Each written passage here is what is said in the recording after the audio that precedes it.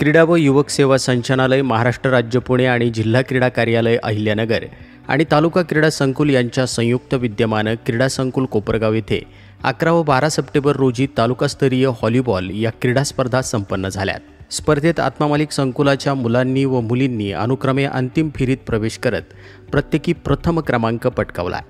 या यशामागे विद्यार्थ्यांचे सातत्यपूर्ण प्रशिक्षण, प्रशिक्षकांचं मार्गदर्शन आणि शालेय व्यवस्थापनाची भक्कम साथ हे घटक महत्त्वाचे ठरले। त्यामध्ये आत्मा मालिक इंग्लिश मीडियम गुरुकुल आणि ज्युनियर कॉलेज कोकमठाण या शाळेतील विद्यार्थी व विद्यार्थिनींचा समावेश होता।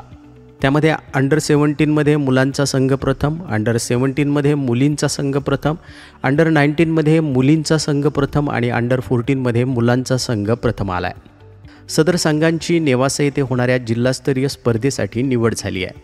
अनुक्रमे 17 व 14 वर्ष मुले व मुली व 19 वर्ष वयोगटातील मुली प्रथम क्रमांक प्राप्त करून जिल्हास्तरीय स्पर्धेसाठी हे संघ आता पात्र ठरलेत।